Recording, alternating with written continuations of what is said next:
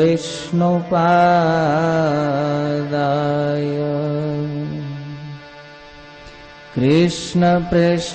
कृष्णप्रेष्ठाय भूतले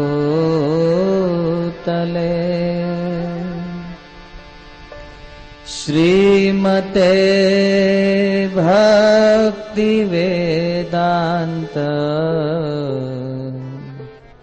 स्वामिनिति नामिने नमस्ते सरस्वते देवे गौरवाणी प्रचारिणे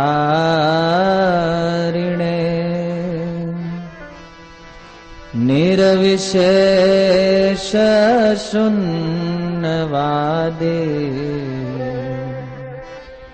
पाश्चात्य देशतारिणे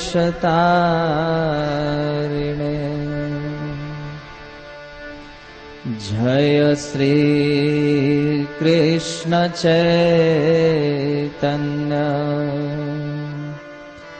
प्रभो नित्यानंद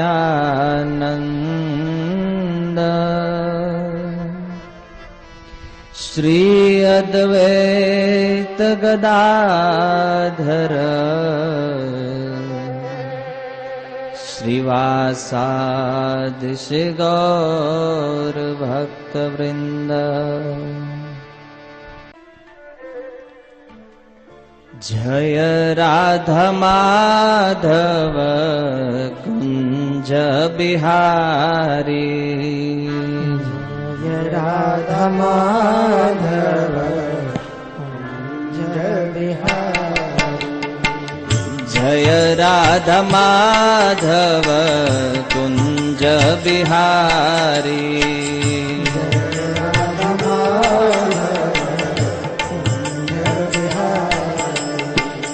जय राधा माधव कुंज बिहारी जय राधा माधव कुंज बिहारी जय राधा माधव कुंज बिहारी जय राधा माधव कुंज बिहारी जय राधा माधव कुंज बिहारी जय राधा माधव कुंज बिहारी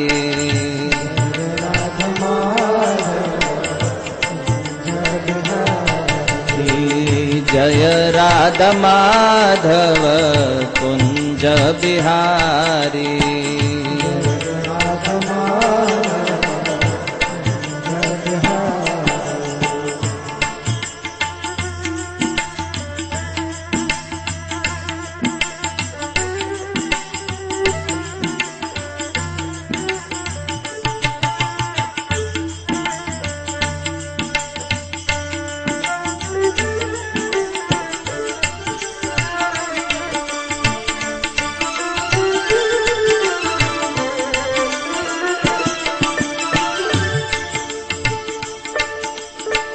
गोपी जन वल्लभ गिरिवरधारी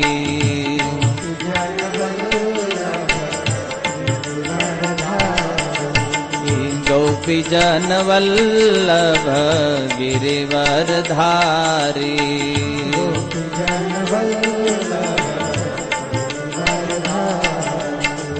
गोपी जन वल्लभ गिरिवरधारी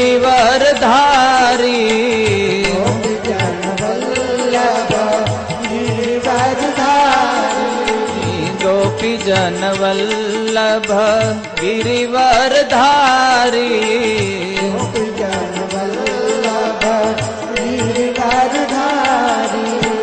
गोपी जन वल्लभ गिरिवरधारी जय राधा माधव कुंज बिहारी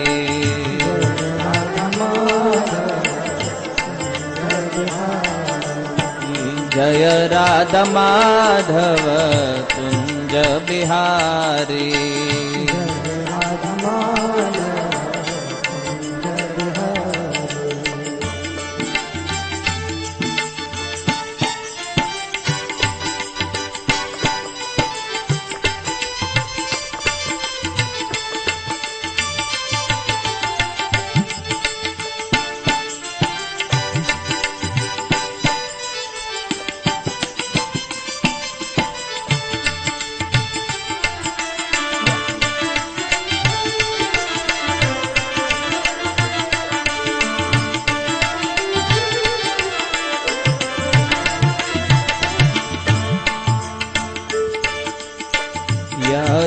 यशोदनन्दन व्रज जनरञ्जन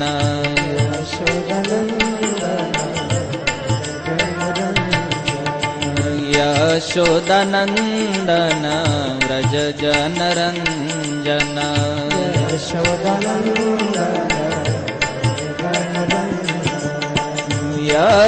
यशोदनन्दन व्रज जनरञ्जन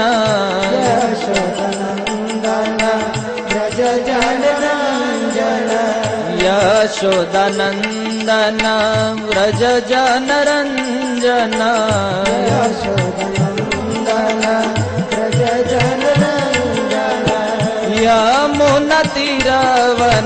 यमुनतीरवनचारी जय राधा माधव कुञ्ज बिहारी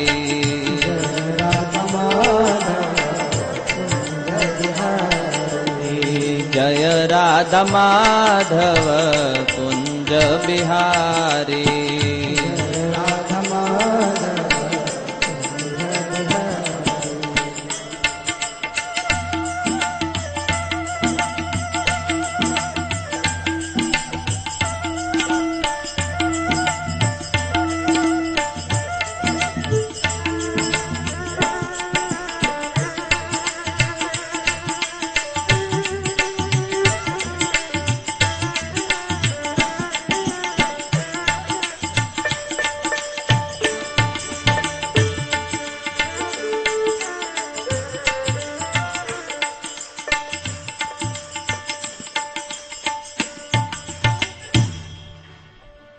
श्री रामचंद्र कृपालु भज मन हरण भव भय दारुणम्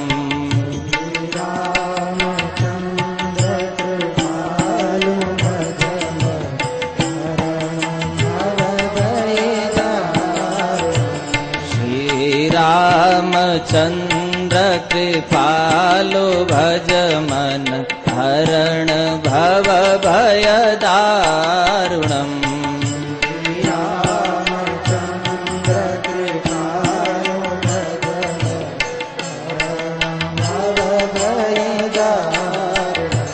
नव कंज लोचन कंज मुख कर कंज पद कंजारुणम् नव कंज लोचन कंज मुख कर कंज पद कंजारुणम् नव कंज लोचन कंज मुख कर कंज पद कंजारुणम् नव कंज लोचन कंज मुख कर कंज पद कंजारुणम् श्री रामचंद्र कृपालु भज मन हरण भव भय दारुणम् रामचंद्र कृपालु भज मन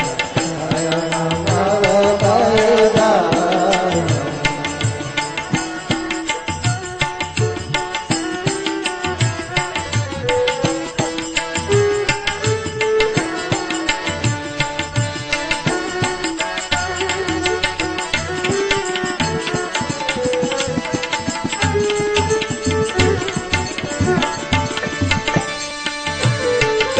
कंदर्पय गणित अमित छवि नवनील नीरद सुंदरम्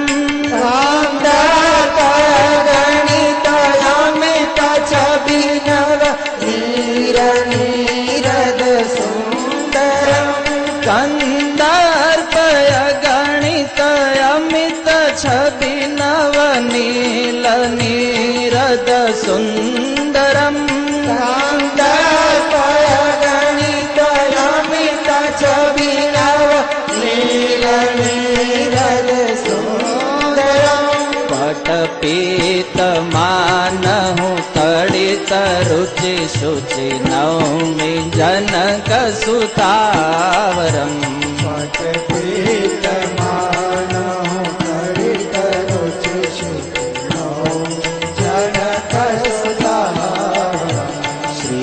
रामचंद्र कृपालु भज मन हरण भव भय दारुणम् रामचंद्र कृपालु भज मन हरण भव भय दारुणम्।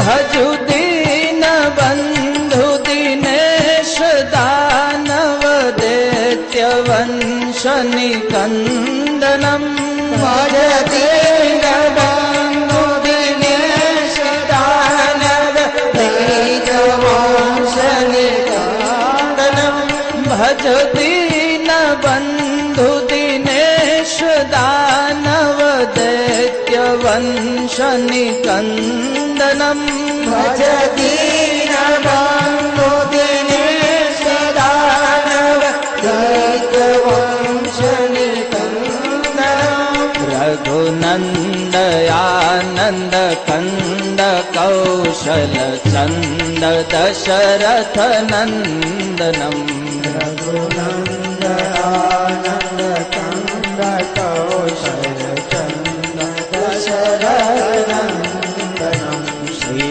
रामचंद्र कृपालु भज मन हरण भव भय दारुणम् रामचंद्र कृपालु भज हरण भव भय दारुणम्।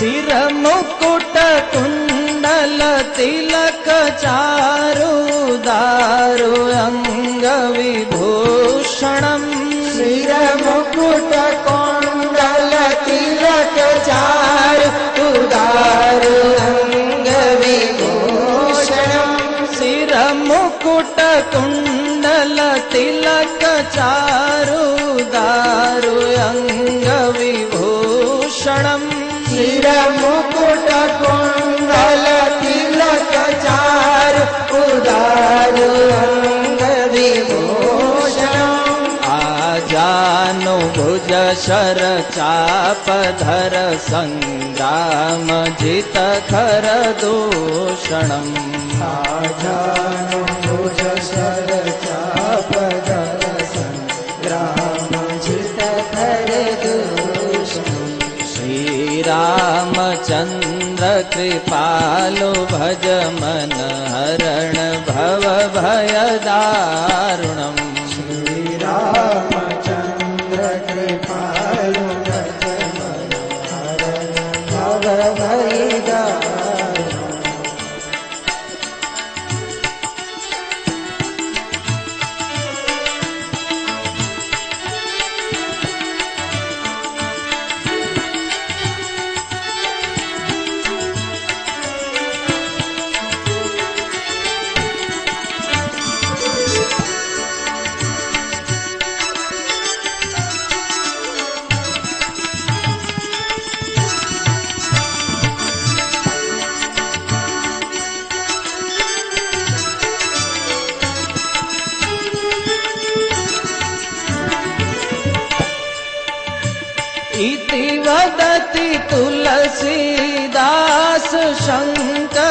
शेष मुनि मनरञ्जनम् इति वदति तुलसीदास शङ्कर शेष मुनि मनरञ्जनम् इति वदति तुलसीदास शङ्कर शेष मुनि मनरञ्जनम् इति वदति तुलसीदास शङ्कर शेष मुनि मनरञ्जनम् मम हृदय कञ्ज निवास कुरु कामादि खलदल गञ्जनम्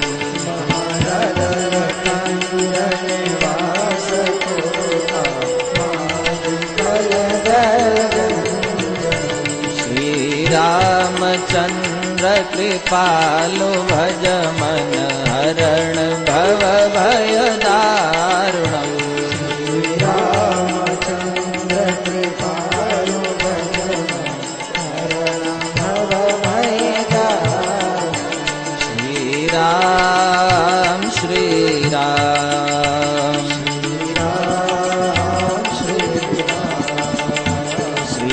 श्रीराम श्रीराम श्रीराम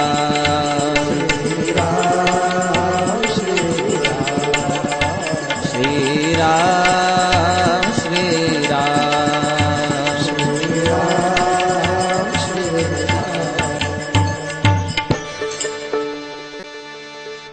ॐ नमो भगवते वासुदेवाय नमो भगवते वासुदेवाय ॐ नमो भगवते वासुदेवाय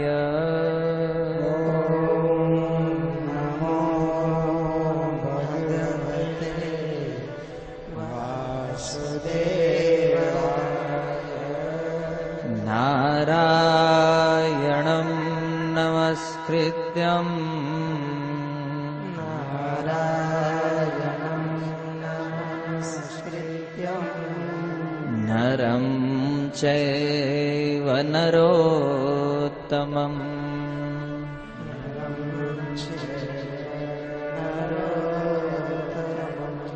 देवीं सरस्वती व्यासम् सरस्वती व्यासम् ततो जयमुदीरये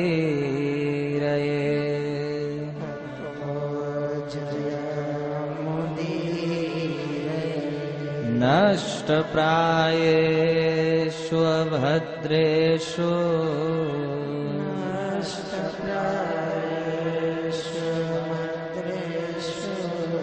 नित्यं भागवत सेवया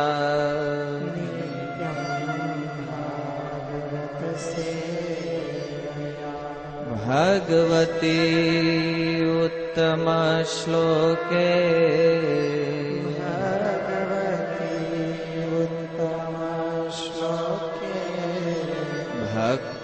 भक्तिर्भवति नष्ट किम्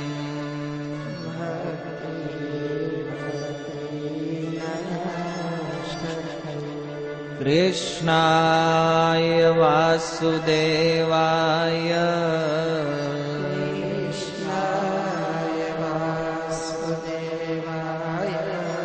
देवकी नन्दनाय च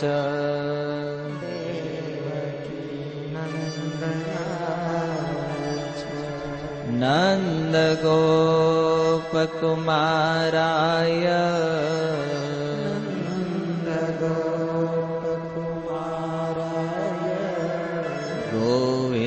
गोविन्दाय नमो नमः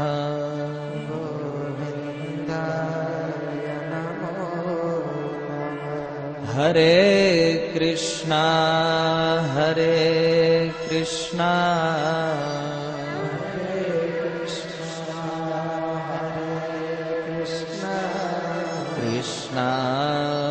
कृष्णा हरे हरे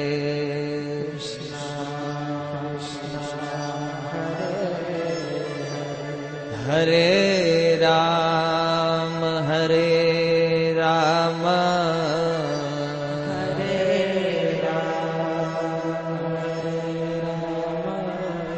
राम राम हरे हरे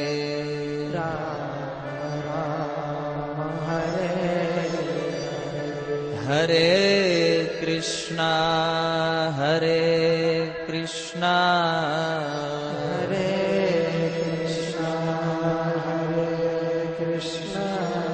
कृष्णा कृष्णा हरे हरे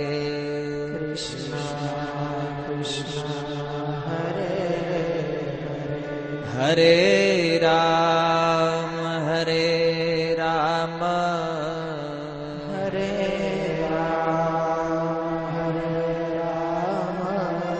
राम राम हरे हरे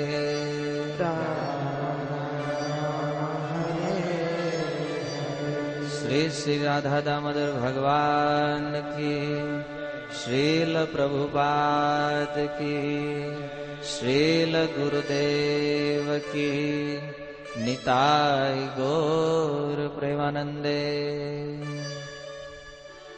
नाना शास्त्र विचारणे कनिपुणो सधर्म संस्थापको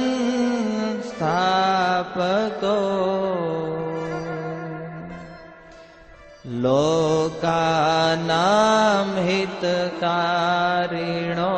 त्रिभुवने मान्यो शरण्याकरो।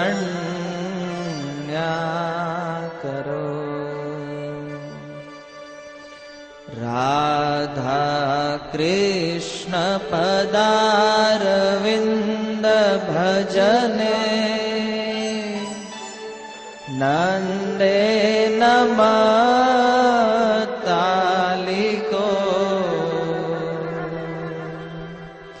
वंदे रूप सनातनो रघुयुगो श्री जीव गोपालको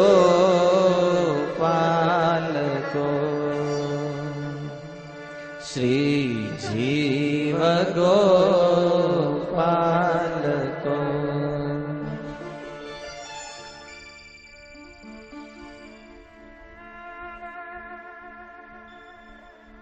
हरे कृष्णा कृष्णा कृष्णा हरे हरे हरे राम हरे राम राम राम हरे हरे।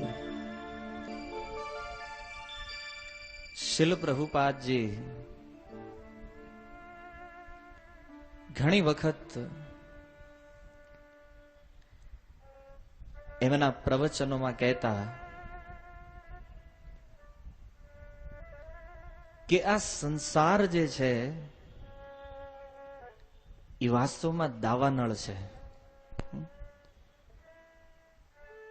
દાવાનળમાં જેમ જંગલના બધા વૃક્ષો, પક્ષીઓ અને જંગલમાં રહેવા વાળી સમસ્ત વસ્તુઓ સદૈવ બળતી રહે છે, એમ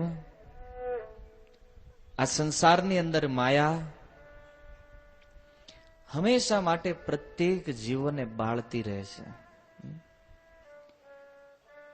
ત્રિવિધ તાપ જેને કહેવાય, આધિદૈવિક, આદિ ભૌતિક અને આદિ આધ્યાત્મિક, ત્રણેય તાપ વ્યક્તિને હર હંમેશ બાળતા રહે છે. દાવાનળથી જો બચવું હોય, આવો સ્વાગત કરીએ સિદ્ધેશ્વર પ્રભુનું મહામંત્રથી. હરે કૃષ્ણ કૃષ્ણ કૃષ્ણ હરે હરે હરે રામ રામ રામ હરે હરે. તો દાવાનળથી બચવા માટે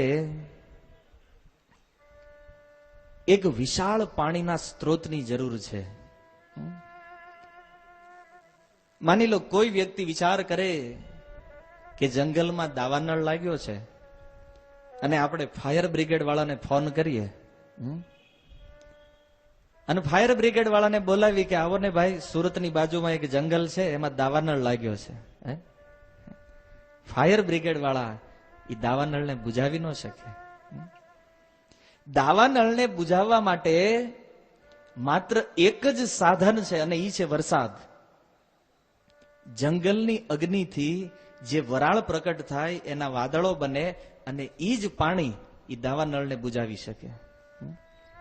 બાકી આપણા ઘરના ગમે એટલા સ્ત્રોત તમે લાંબા કરો, દાવાનળ બુઝાય નહીં. એમ ત્રિવિધ તાપ રૂપી દાવાનળ જે સંસારમાં છે, એને નષ્ટ કરવા માટે એક જ સાધન, અને એ છે હરિકથા. ભગવાનની કથા કીર્તન રૂપી વરસાદ જ્યારે થાય ત્યારે જ જીવ શાંતિ પ્રાપ્ત કરે છે, સુખનો અનુભવ કરે છે. ગત સત્રમાં આપણે સાંભળ્યું કે હિરણ્યકશિપુ જે છે પોતાના ભાઈના મૃત્યુથી બહુ દુઃખી થયો અને એટલું દુઃખ થયું એના હૃદયમાં કે એણે નિશ્ચય કર્યો કે હું મારા ભાઈના મૃત્યુનો બદલો લઈશ.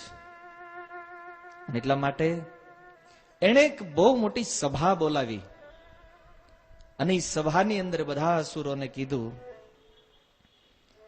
કે વિષ્ણુ જે છે એ વાસ્તવમાં મારો દુશ્મન છે.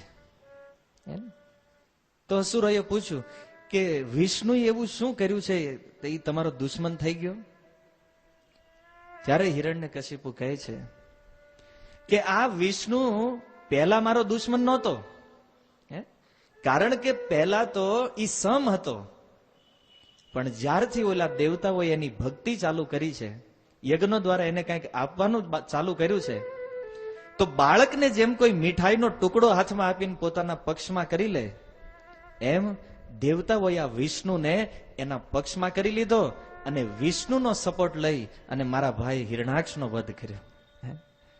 આ છે આસુરી બુદ્ધિ. હિરણ્યકશિપુને એ વિચાર ન આવ્યો કે મારો ભાઈ કેવો હતો, 70 લખણ પૂરો હતો તોય નહીં, મારા ભાઈને માર્યો છે અને વિષ્ણુએ ઠીક નથી કર્યું. એને મારી સાથે દુશ્મની કરી, આ દુશ્મની વિષ્ણુને ભારે પડવાની છે. આ લખ્યું છે ભાગવતમાં, તમે વાંચજો ભાગવતમ ઘરે જઈને. અને એને કીધું કે હવે હું તમને જે આદેશ આપી રહ્યો છું એ આદેશ પ્રમાણે તમારે બધાને કાર્ય કરવાનું છે. હરે કૃષ્ણ હરે કૃષ્ણ હરે રામ રામ રામ હરે હરે. તો એ હિરણ્યકશિપુએ કીધું કે હું તમને જે કહું એ મહાચિરાત વિના વિલંબે તમારે આ કરવાનું છે. શું કરવાનું છે? તો એની ચર્ચા આપણે આજના સત્રમાં કરવાની છે કે હિરણ્યકશિપુ પોતાની સભાને શું આદેશ આપી રહ્યો છે. તો શ્રી હિરણ્યકશિપુ ઉવાચ, હિરણ્યકશિપુ બોલ્યો. ઉવાચ તો પહેલા થઈ ચુક્યું છે, પણ એના જ અનુક્રમમાં આ શ્લોકો એ બોલી રહ્યો છે. મત્સુલ્લ ભિન્ન ગ્રીવસ્ય ભૂરિણા રુધિરેણ વૈ અસુખ પ્રિયમ તર્પયિષ્યે ભ્રાતરમ મે ગતવ્યથ. જો હિરણ્યકશિપુ જે છે એ પોતાના મનના ભાવને પ્રકટ કરી રહ્યા છે. અને ભાગવતમનો આજે સપ્તમ સ્કંદ છે. વાસ્તવમાં શ્રીમદ ભાગવતમ જે છે એ 10 વિષયોમાં વહેંચાયેલું છે. બીજા સ્કંદના અંતમાં શ્રી સુખદેવ ગોસ્વામી કહે છે, હે પરીક્ષિત મહારાજ, આ ભાગવતમના 10 વિષય છે. કયા છે? તો કહે છે અત્ર સર્ગ વિસર્ગશ્ચ સ્થાનમ પોષણ ઉતય મનવંતરે ઈશાનુ કથા નિરોધો મુક્તિ આશ્રય. 10 વિષય જે છે ભાગવતમાં, એમાં એક વિષય છે ઉતિ, અને ઉતિનો અર્થ થાય છે કર્મ વાસનાઓ. તો એ જે ઉતિનો જે વિષય છે એનું વર્ણન સપ્તમ સ્કંદમાં કરવામાં આવ્યું છે. હિરણ્યકશિપુની અંદર જે વાસનાઓ હતી એને અશુભ વાસના કહેવામાં આવે છે, અને પ્રહલાદ મહારાજમાં જે વાસનાઓ હતી એને શુભ વાસનાઓ કહેવામાં આવે છે. તો એ શુભ અને અશુભ વાસનાઓનું જે વર્ણન છે એને કહેવામાં આવે છે ઉતિ. અને આવી રીતે આ ઉતિના વિષય દ્વારા સમજી શકાય કે શુભ વાસનાઓનું શું ફળ છે અને અશુભ વાસનાઓનું શું ફળ છે. તો હિરણ્યકશિપુએ આવી રીતે પોતાની સભામાં જે બોલી રહ્યો છે એના સ્વરૂપના વિષયમાં આપણે કાલે સાંભળ્યું કે આંખમાંથી ધુમાડો અગ્નિ નીકળી રહ્યું છે, અને એ ધુમાડાથી આખું આકાશ આચ્છાદિત થઈ ગયું, અને આકાશ બાજુ મોઢું રાખીને પ્રવચન કરતો હતો, એને ઉપર બાજુ. જો ભાગવતમમાં જે વક્તાઓનું વર્ણન છે ને એ વક્તાઓ કંઈક અદ્ભુત છે. તમે પ્રથમ સ્કંદ જોવો ભાગવતમમાં, પિતામહ ભીષ્મ પ્રવચન કરે છે સૂતા સૂતા, હે ને, બાણશૈયા ઉપર વક્તા સૂતા છે, શ્રોતાઓ ઉભા છે.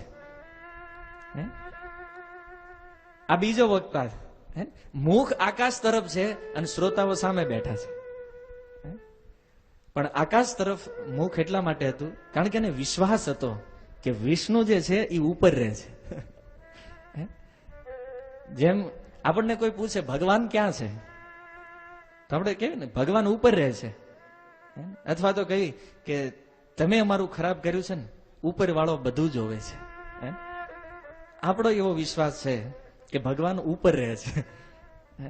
તો હિરણ્યકશિપુ એવું માનતો હતો, પણ એના મનમાં એક વસ્તુ એ ફસાઈ ગઈ હતી કે આ વિષ્ણુ પેલા સમ હતો, પણ બાળકને જેમ કોઈ મીઠાઈ આપીને બદલી લે એમ દેવતાઓએ આને પોતાના પક્ષમાં કરી લીધું. તો ગીતામાં કૃષ્ણ કહે છે તેશામ સતત યુક્તા નામ ભજતામ પ્રીતિપૂર્વકમ. જો કોઈ વ્યક્તિ પ્રેમથી મારું ભજન કરે તો હું એના પક્ષમાં થઈ જાઉં છું. અસુરોને તે જો ભગવાનને પોતાના પક્ષમાં કરવાતા, તો એને તે પ્રીતિપૂર્વક જેમ દેવતાઓ ભજન કરે છે એમ જો અસુરો ભજન કરે તો ભગવાન એની મદદ કરે છે. તો આવી રીતે એને પોતાનું ત્રિશૂળ હાથમાં જે હતું એ બતાવ્યું કે આ ત્રિશૂળથી હું વિષ્ણુનો વધ કરીશ.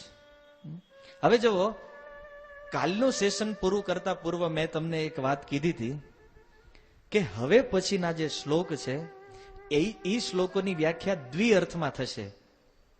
વાત હિરણ્યકશિપુ બોલી રહ્યો છે, પણ એનો એક બીજો સાત્વિક અર્થ હશે અને એક તામસિક અર્થ હશે.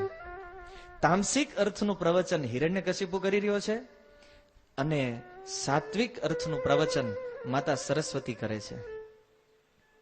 તો આવો એ શ્લોકોનો પ્રારંભ કરીએ. તસ્ય ત્યક્ત સ્વભાવસ્ય ધૃણેર્માયાવનોકસ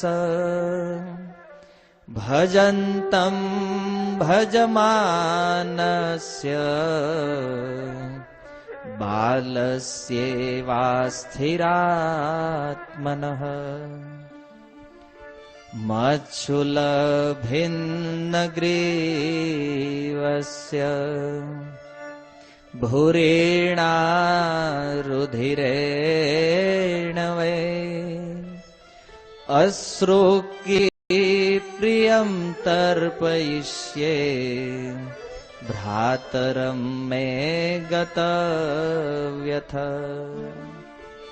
ઈ કહે છે મચ્છુલ ભિન્ન ગ્રીવસ્ય, મારું આ જે શૂળ છે, ત્રિશૂળ જે છે, એનાથી હું વિષ્ણુનું મસ્તક કાપીશ. પણ સરસ્વતીજી એનો અર્થ કરે છે કે ભિન્ન ગ્રીવસ્ય, અર્થાત ભગવાન વિષ્ણુની ગરદનથી આનું શૂળ ભિન્ન માને અલગ છે.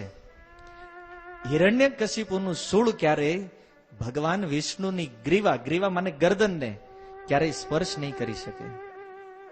અને બીજું કહે છે ભૂરીણા રુધિરેણ વય, કે જ્યારે હું વિષ્ણુને મારીશ, હિરણ્યકશિપુ કહી રહ્યો છે કે જ્યારે હું વિષ્ણુને મારીશ ત્યારે એના શરીરમાંથી ખૂબ રક્ત નીકળવાનું છે, બહુ લોહી નીકળશે. અને એ શા માટે? કોઈ અસુરો માને પૂછે એને કે વિષ્ણુની અંદર આટલું બધું રુધિર કેમ છે?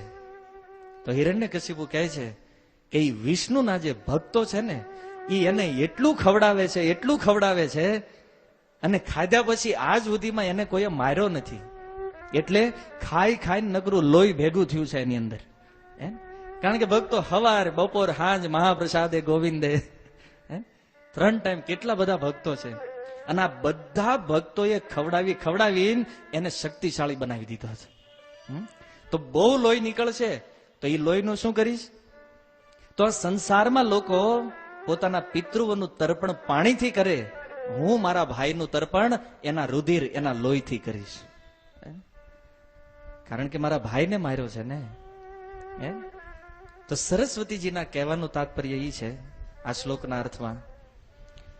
પરમ પૂજ્ય રાધા ગોવિંદ મહારાજ આના અર્થો કરતા કહે છે કે વિષ્ણુના શરીરમાં ખૂબ રક્ત છે. હિરણ્યકશિપુ કહે છે કેમ છે?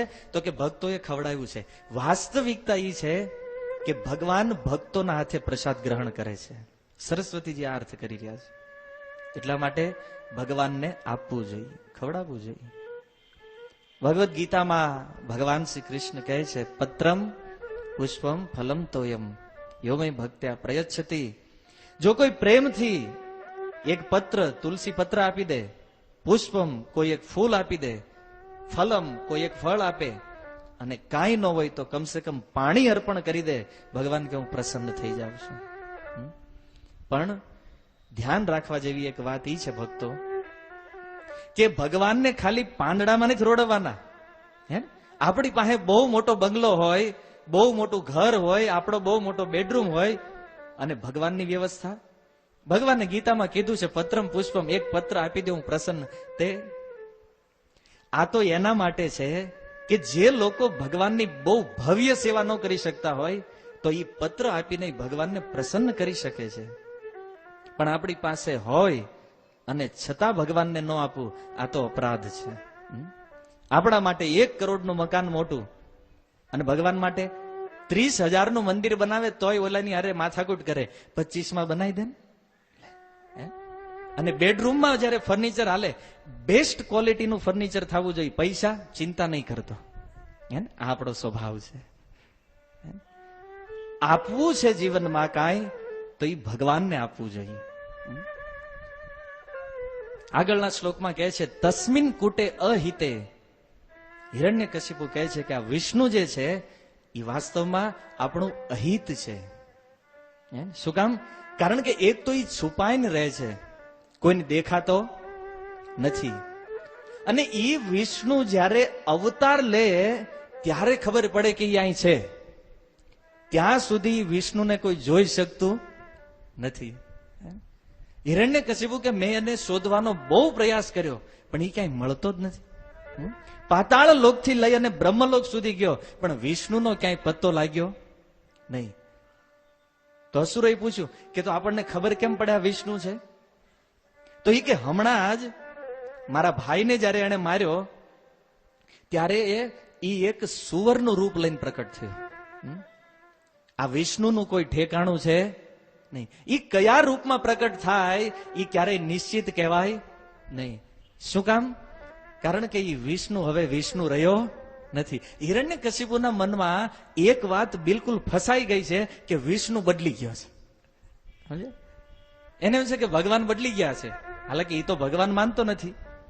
તો એને કીધું કે એ મહા છળ કરનાર છે, બહુ છળ કરે છે. તો સરસ્વતીજી આનો અર્થ આપતા કહે છે કે હા, વિષ્ણુ જે છે એ છુપાઈને રહે છે પણ તસ્મિન કુટે હિતે, એ વિષ્ણુ વાસ્તવમાં બધાનું હિત કરવા વાળા છે. છુપાઈને રહે છે કેવી રીતે? તો સંસારના પ્રત્યેક જીવોના હૃદયમાં છે, બધાની અંદર ભગવાન છે, છતાં હૃદયમાં કોઈ જોઈ નથી શકતું. આ પૃથ્વી ઉપર એક એક કણની અંદર ભગવાન છે, કાલે મેં કીધું હતું ને, યતો યતો યામી તતો નરસિંહા, બધી જગ્યાએ છે પણ કોઈ જોઈ શકતું નથી. અંદરય છે, બહારય છે અને કોઈ દેખાતો નથી. એટલે હિરણ્યકશિપુ કહે છે કે આ છે ને બહુ મોટો કપટી છે. અને ઈ ખબર ક્યારે પડે આ વિષ્ણુ છે? જ્યારે એ અવતાર લઈને આવે ત્યારે, સિવાય ઓળખાતો નથી. હવે જો પ્રત્યેક વાતમાં સરસ્વતીજીના અર્થ જોવા રહેશું ને તો આ કથામાં પ્રહલાદ મહારાજ નહીં આવે. એટલે હું કેવલ હિરણ્યકશિપુના પ્રવચનના શ્લોકોને લઈ અને જે મૂળ વાત સમજવાની છે એની ઉપર આપણે પહોંચવાનું છે. ઓલરેડી કથા પાછળ ચાલી રહી છે. એટલે તમે સમજો કે હિરણ્યકશિપુ જે કહે છે એનાથી વિપરીત અર્થ, પોઝિટિવ અર્થ સરસ્વતીજી કરે છે આનો. આગળ કહે છે કૃત મૂલે વનસ્પતો, જેવી રીતે કોઈ વૃક્ષની ડાળી કપાઈ જાય, હે ને? કે છે કૃત મૂલે, મૂલેનો અર્થ છે મૂળ. કોઈ વૃક્ષનું મૂળ તમે કાપી નાખો અને પછી ઝાડને એમનામ પડ્યું રહેવા દો તો મૂળ કપાવાથી ઈ ઝાડની ડાળી, પાંદડાઓ બધું સુકાઈ જાય. એમ આ વિષ્ણુ જે છે એની શક્તિનો સ્ત્રોત છે દેવતાઓ. કારણ કે દેવતાઓ એનું ભજન કરે છે અને એની ભક્તિ કરવાના કારણે ઈ વિષ્ણુની શક્તિ વધે છે.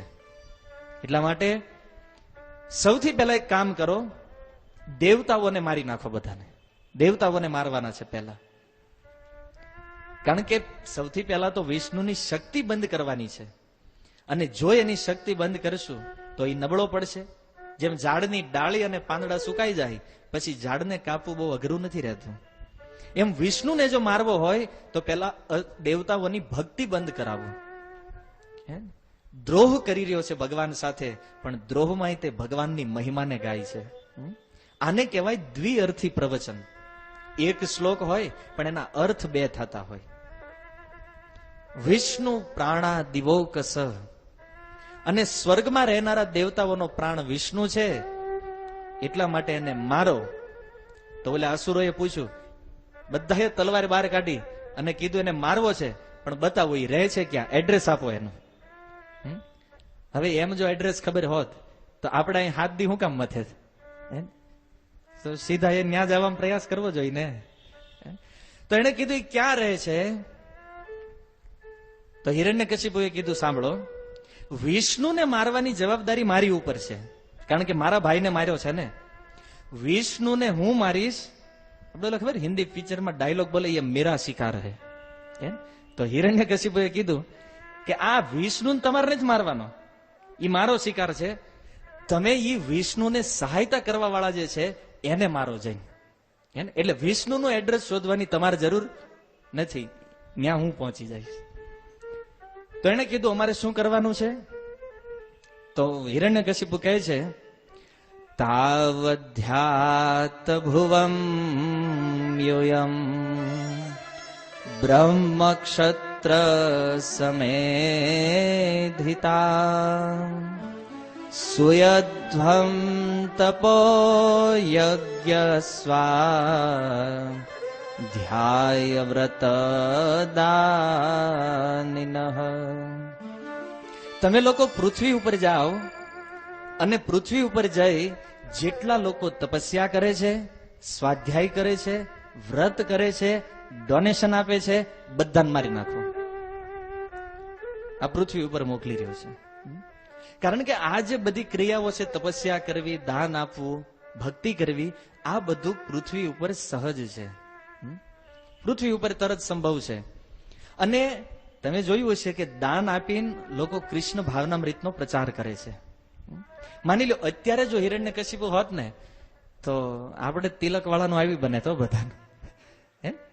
કારણ કે એને ઈ જ ના પાડી કે જેટલા જેટલા લોકો કૃષ્ણ ભાવનાનો પ્રચાર કરે છે આ બધાને મારો. અને એમાં ખાસ જે ડોનેશન આપે છે એને.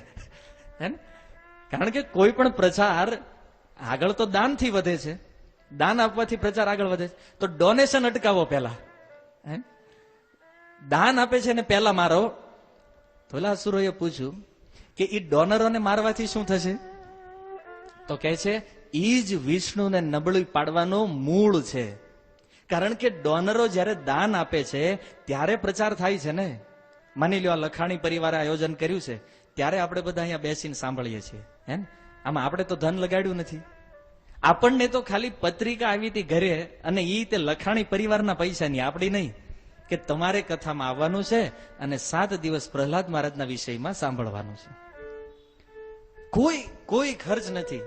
દાન આપવા વાળા લોકો આ સંસારમાં કૃષ્ણ ભાવનાને પ્રચાર પ્રસાર કરાવી રહ્યા છે.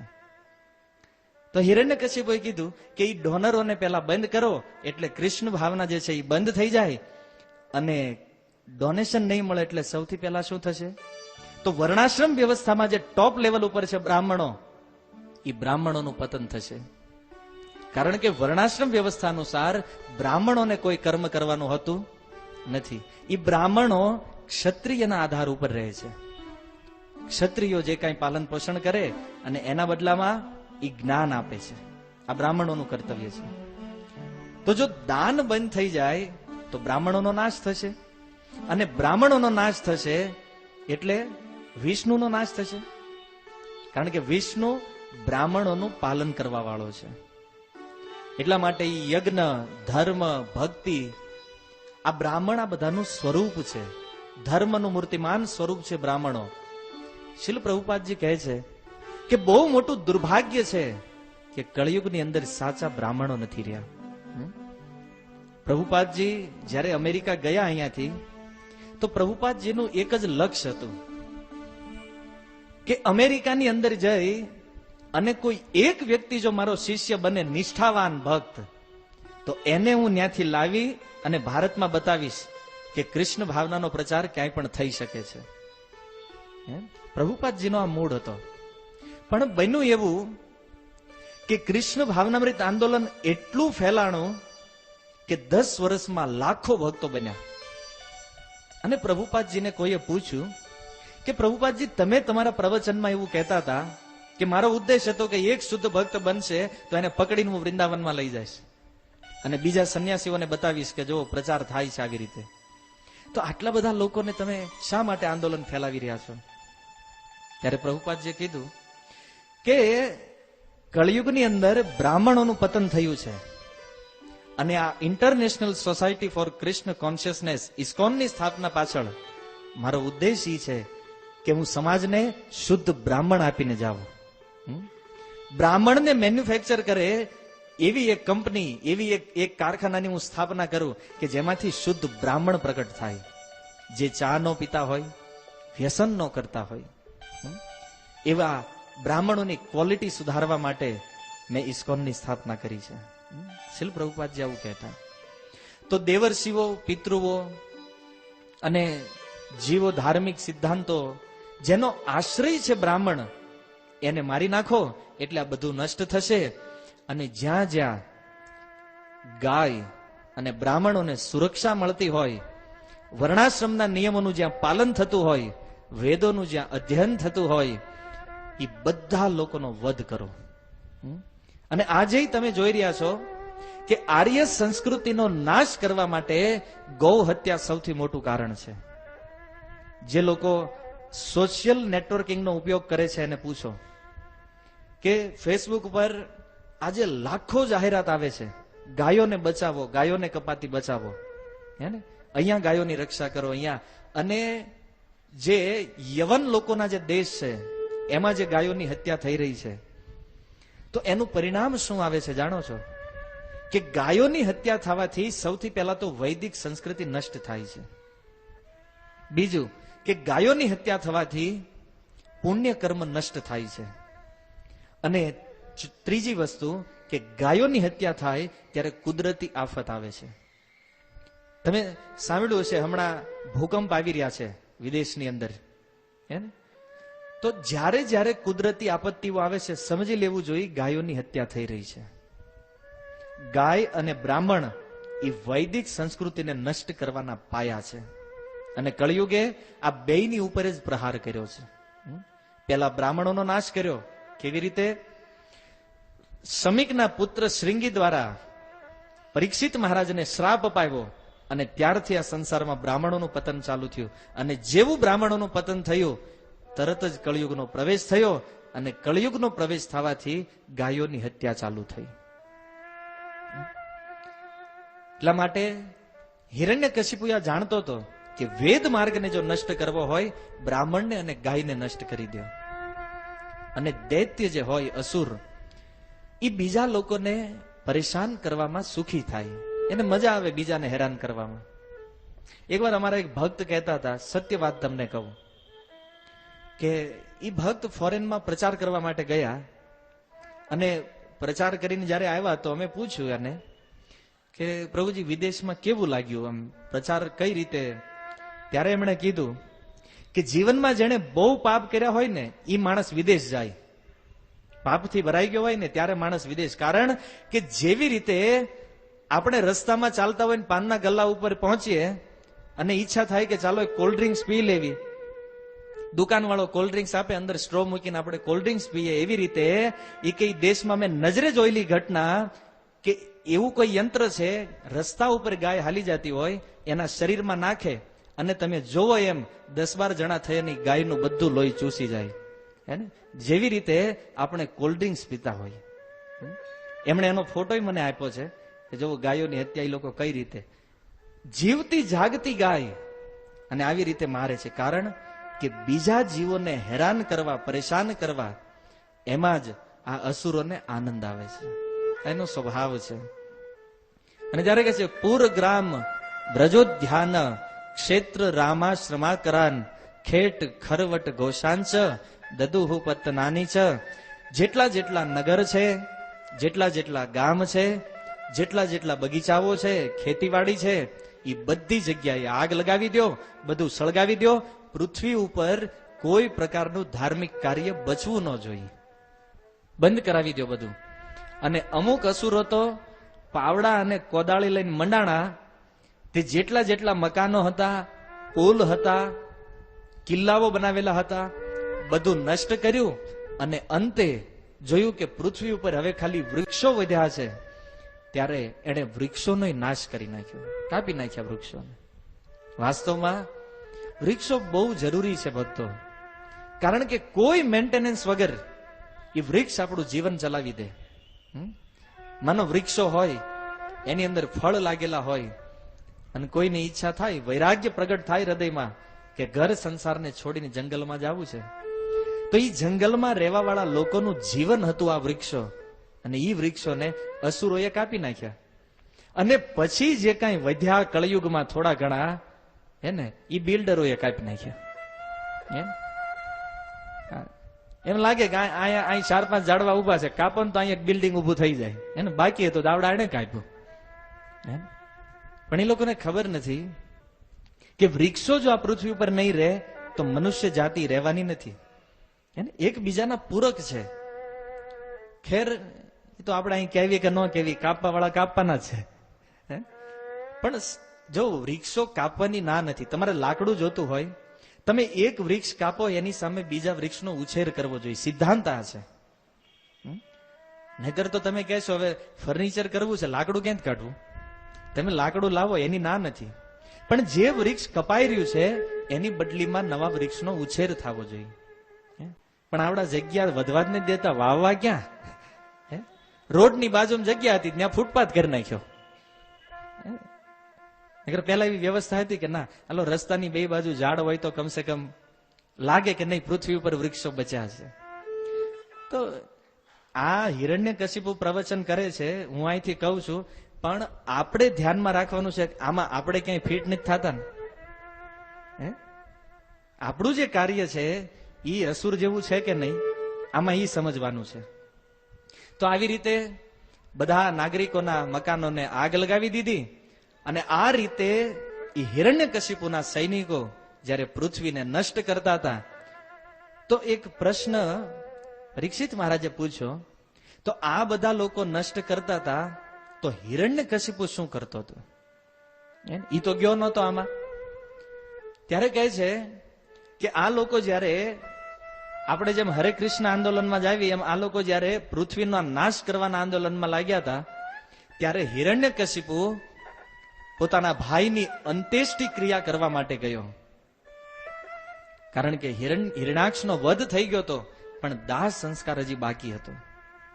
હિરણ્યકશિપુ ગયો, પોતાના ભાઈનો દાહ સંસ્કાર, અંત્યેષ્ટિ ક્રિયાઓ કરી, અને ત્યાર પછી હિરણ્યકશિપુએ જોયું કે મારું પરિવાર જે છે, મારી માતા જે છે દીતિ, મારા ભાઈની પત્ની જે છે અને મારા ભાઈના જે નવ પુત્ર છે એ એટલા બધા દુખી છે, એટલા બધા દુખી છે.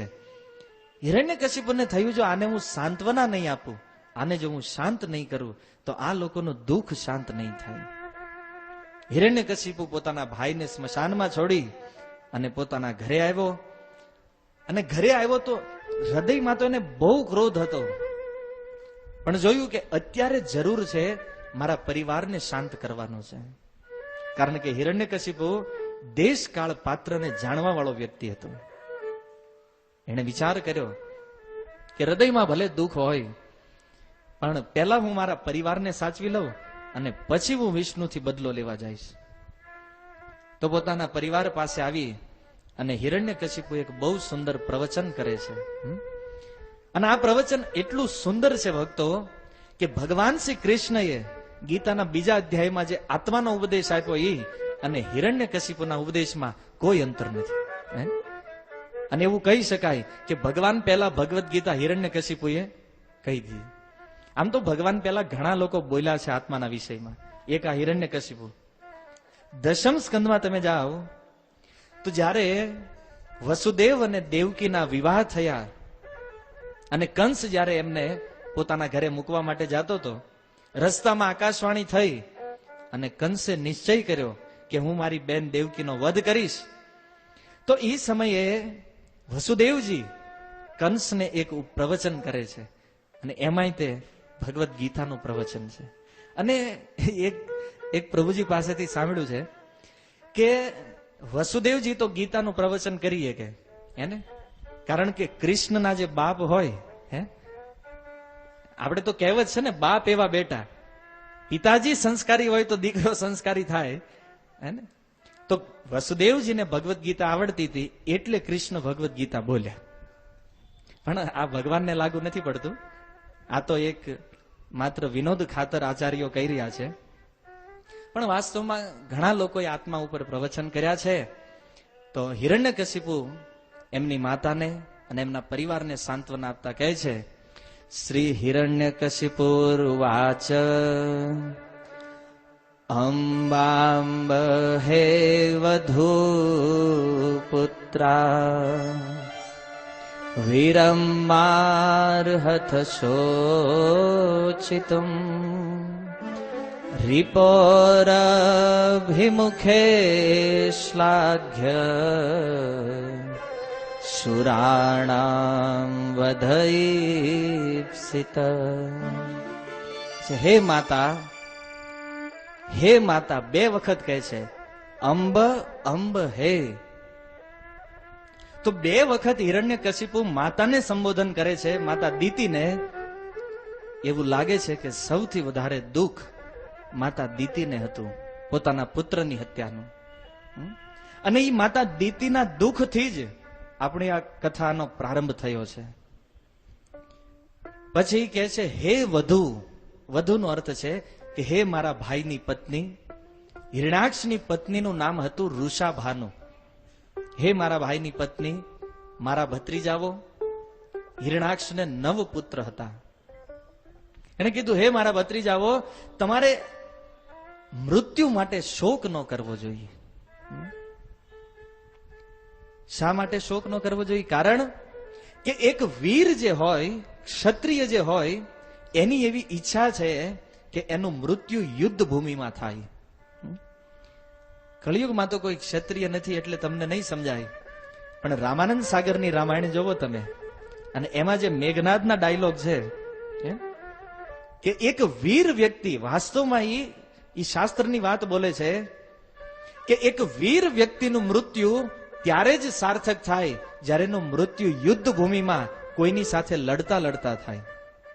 અને ક્ષત્રિયનું જો નોર્મલ મૃત્યુ થાય તો એ એમ માને છે કે આ વાસ્તવમાં મારા જીવનનું સૌથી મોટું કલંક છે. કારણ કે વાસ્તવિક મૃત્યુ યુદ્ધ ભૂમિ છે. અને ગીતામાં ભગવાન કહે છે કે હે અર્જુન, જે લોકો યુદ્ધ ભૂમિમાં પ્રાણ છોડે એને સ્વર્ગની પ્રાપ્તિ થાય છે. યુદ્ધમાં મરવામાં તે ખાલી નામ કમાવાનું છે એવું નથી. યુદ્ધ ભૂમિમાં લડતા લડતા કોઈ મરે એને સ્વર્ગ મળે છે. અને એટલા માટે ક્ષત્રિયો હંમેશા ઈચ્છા રાખે છે કે આપણું મૃત્યુ યુદ્ધ ભૂમિમાં થાય. અને મારા ભાઈને આવું યશસ્વી મૃત્યુ પ્રાપ્ત થયું છે, એટલા માટે તમારે શોક ન કરવો જોઈએ. તો ઓલા બધાએ સામે જોયું, ઈ કે તું કહે છો એ વાત બધી સાચી, શોક ન કરવો જોઈએ, પણ અમારો તો ભાઈ ગયો ને. હે, ઈ ભલે એનું વીર મૃત્યુ થયું, પણ અમે તો ભાઈ ખોયો ને. દીતી કહે છે મેં તો પુત્ર ખોયો. ઋષાભાનુ કહે છે મારો પતિ ગયો છે. અને એના ભત્રીજાઓ કહે છે મેં મારા પિતાને ખોઈ નાખ્યા છે. અને તમે કહો છો શોક ન કરવો જોઈએ. તો હિરણ્યકશિપુ કહે છે કે તમે કહો છો કે અમારા ઈ બંધુ વયા ગયા, પણ બતાવો સંસારમાં કોણ નથી જવાનું. એવું નથી મારો ભાઈ ગયો છે, આપણે જવાનું છે. કોણ નથી જાતું? બધા લોકોને જવું પડે છે. અને જીવ અહીંયા રહે છે તો એના વિષયમાં હિરણ્યકશિપુ કહે છે ભૂતાનામ ઇહ સંવાસ પ્રપાયામિવ સુવ્રતે દૈવેનૈકત્ર નિતાનામ ઉન્નિતાનામ સ્વકર્મભી. એ કહે છે કે જીવ જે સંસારમાં રહે છે એ જીવોનું રહેવું તો એવું છે જેમ કોઈ પાણીના પરબ ઉપર પાણી પીવા માટે વ્યક્તિઓ ભેગા થાય, થોડી વાર વાતચીત કરે, પાણી પી લે અને પછી પોતપોતાના રસ્તે નીકળી જાય. એમ હે માતા, આ સંસારમાં જીવ થોડો સમય રહે છે, થોડી વાર માને છે કે નહીં આ મારું છે, અને પછી વળી પોતપોતાના રસ્તે ચાલતા થાય છે. પાણીના પરબમાં કોઈ પાણી પીવા આવે, થોડી વારમાં મિત્રતા થાય, વળી એના ઘરે વયો જાય. અને પાછળ જો કોઈ વ્યક્તિ રોવા માંડે ને રડવા લાગે કે નહીં ઈ ભાઈ કેમ એના ઘરે વયો ગયો, વાસ્તવમાં ઈ શોક કરવા જેવું નથી. કહે છે કે પોતપોતાના કર્મ અનુસાર જીવ મળે છે, અને જેવા કર્મ પૂરા થાય એ જીવ એકબીજાથી છૂટા પડે છે. આ જ વાતને શ્રીમદ ભાગવતમના 6 સ્કંદના અંતમાં ચિત્રકેતુ મહારાજનો 6 મહિનાનો બાળક ઘોડિયામાં સૂતા સૂતા એના પિતાને પ્રવચન કરે છે.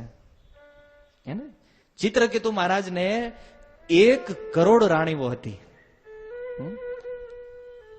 વાત તો મનમાં નહીં બેસે, પણ છતાં સમજો, કારણ કે બેહાડવી પડશે. આ ભાગવત છે અને આપણું માઇન્ડ કળયુગનું છે. છતાં સમજો, 1 કરોડ રાણીઓ અને 1 કરોડ પત્ની હોવા છતાં દુર્ભાગ્ય જવો કોઈ સંતાન નહીં. એક દિવસ અંગીરા ઋષિ એના મહેલમાં આવ્યા અને અંગીરા ઋષિએ કીધું હે રાજા કેમ દુખી છો? ઈ કે પુત્ર નથી. અચ્છા, પુત્ર નથી તો સારું છે, કારણ કે અંગ નામના રાજાને વેન નામનો પુત્ર હતો, એના કારણે કેટલું દુઃખ સહન કરવું પડ્યું. ચિત્રકેતુ કે ઈ બધી વાત જવા દો, પુત્ર થાય એમ છે કે નથી? અંગીરા ઋષિના આશીર્વાદથી એને પુત્ર થયો. અંગીરા ઋષિએ કીધેલું કે આ પુત્ર તને સુખય આપશે અને દુઃખય આપશે, પણ ઈ પુત્રના ઉત્સાહમાં ઈ સાંભળવાનું ભૂલી ગયો. અને હવે 1 કરોડ પત્ની, એમાં સૌથી મોટી રાણી જે હતી જેનું નામ કૃતધ્રુતિ હતું, એને પુત્ર થયો એટલે બાકીની જે પાછળ હતી એને ઈર્ષા થઈ કે રાજા હવે, પહેલા તો આપણે ક્યારેક ક્યારેક આવતા હતા, હવે ડોકાતા નથી. તો ઈર્ષાના કારણે એ 6 મહિનાના બાળકને દૂધમાં ઝેર આપીને પીવડાવી દીધું. બાળકનું મૃત્યુ થઈ ગયું. અને ચિત્રકેતુને જયારે ખબર પડી કે મારા બાળકનું મૃત્યુ થઈ ગયું છે, એવો શોક, એવો વિલાપ બ્રહ્માજી અને અંગીરાજી બેયને પ્રકટ થઈ ગયા. અને બ્રહ્માજી અને નારદજી જયારે એને આવ્યા, અંગીરા ઋષિ અને નારદ ઋષિ, તો ચિત્રકેતુએ પ્રણામ કરીને ઉપર જોયું અને પૂછ્યું તમે કોણ છો? અંગીરા ઋષિને થયું આ મેં જ આને પુત્ર આપ્યો તો અને મને ઓળખતો બંધ થઈ ગયો. પણ કાંઈ વાંધો નહીં, અત્યારે પુત્ર મરી ગયો છે એટલે શોક થયો છે. અંગીરા ઋષિએ કીધું કે આ પુત્ર તને જેને આપ્યો હતો ને એ જ બ્રહ્માનો પુત્ર છું હું, અંગીરા. અને આ મારી બાજુમાં જે ઉભા છે એ નારદજી છે. અને બેય થઈને બહુ સમજાવ્યો, શોક રહેવા દો, જન્મ મૃત્યુ ફિક્સ છે, બધાને મરવાનું છે. પણ ચિત્રકેતુ માનતા નથી. કાંઈ વાંધો નહીં. નારદ મુનિ કે આને ડેમો બતાવો. આ એમ નહીં માને. હાથમાં પાણી લીધું, મંત્ર ઉચ્ચારણ કર્યું અને જે બાળકના મૃત શરીર ઉપર છાંટ્યું એના આત્માને બોલાવીને પાછો એ શરીરમાં નાખ્યો. અને એ બાળકે ઉભા થઈને ઘોડિયામાં પૂછ્યું નારદજીને, હે નારદજી, મને આ શરીરમાં પાછો શા માટે બોલાવ્યો છે? નારદજી કે મારે કોઈ કામ નથી તારું, પણ આ તારો પિતા જે છે ચિત્રકેતુ, એ શોક કરી રહ્યો છે, વિલાપ કરે છે, એટલે એને તું સમજાવ્યો. હેને? અને ચિત્રકેતુને કીધું, આ તમારો પુત્ર મરી ગયો તો જીવિત. અને ચિત્રકેતુ એ જેવું એ બોલવા જાય કે હા પુત્ર, એ 6 મહિનાનો બાળક કહે છે કોનો પુત્ર?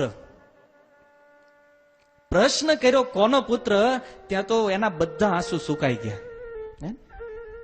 એટલે તારી હાટું થઈને હું આટલો રોઉં છું અહીંયા વાહે, અને તું પૂછે કોનો પુત્ર? ત્યારે કહે છે, હે ચિત્રકેતુ સાંભળ, તું ક્યારનો રડે છો કે આ મારો પુત્ર છે, મારો પુત્ર છે. આગળના 10 જન્મમાં તું મારો પુત્ર હતો ને હું તારો પિતા હતો. અને તારા આ ઘરે આવ્યા પછી મારા અનેક જન્મો થઈ ગયા, પણ નારદજીની કૃપાથી આ શરીરમાં હું પાછો આવ્યો છું. કોને પુત્ર માને છો? અને એ વખતે એ 6 મહિનાનો બાળક કહે છે કે હે ચિત્રકેતુ સાંભળ, આ સંસારની અંદર પિતા અને પુત્રનો સંબંધ બંધાય છે. 2 વ્યક્તિઓ જયારે ભેગા થાય છે, એ તો નદીની અંદર રેતીના કણ જેમ નદીના પ્રવાહમાં એકબીજાથી ભેગા થાય, અને એ જ નદીના પ્રવાહમાં જેમ એકબીજાથી છૂટા પડી જાય, એમ સંસારમાં ક્યારેક કોઈ કોઈનો પુત્ર બને છે, કોઈ કોઈનો પિતા બને છે, કોઈ કોઈની પત્ની બને છે, અને કોઈ માતાનું રૂપ લઈ અને અહીંયા પ્રકટ થાય છે. થોડો સમય રહે છે અને વળી પાછા છૂટા પડે છે. આ શોક કરવા જેવું નથી. અને જોવો એ ચિત્રકેતુનો વૈરાગ્ય. એક 6 મહિનાના બાળકનું પ્રવચન સાંભળી અને ભગવાન શંકરષણની પ્રાપ્તિ કરી લીધી. ચિત્રકેતુ મહાન ભક્ત થયા. હિરણ્યકશિપુ સમજાવે છે કે માતા, જીવ કર્મ અનુસાર મળે છે, આમાં મારું તમારું કાંઈ નથી હાલતું. કર્મ અનુસાર મળે છે, વળી પાછા છૂટા પડે છે. એટલા માટે તમે શોક રહેવા દો. અને તમે કહો છો મારો ભાઈ વયો ગયો, તો આ પરિવાર જે છે એ તો અનાદિકાળથી ચાલતું આવે છે. હે ને? એમાં આશ્ચર્ય શું છે જાણો છો? પરિવારમાં પરિવાર ઈનું ઈ રહે છે, પણ એમાં મેમ્બર બદલાયા કરે છે, સભ્ય બદલાઈ જાય. માનો પેલા ઘરમાં વડીલ આપણા દાદા હોય, હે ને? પછી દાદા વયા જાય અને એક પુત્રનો જન્મ થાય. આ બાજુથી એક નીકળે છે, આ બાજુથી પરિવારમાં એક એડ થાય છે. જવો પરિવાર નાન્યાન રહે છે, હે ને? એક પછી એક મેમ્બરો બદલાતા જાય છે. જે સરનેમ લઈને આપણે અહીંયા રહેવી છીએ, એ સરનેમ હંમેશા રહેશે. લખાણી પરિવાર હંમેશા રહેશે, પણ લખાણી પરિવારના મેમ્બરો બદલાશે. એ ખાલી એને એકલા હાટું નહીં થો, આ આપણી બધી, પણ બધાની અટક લેવી તો પૂરું ન થાય.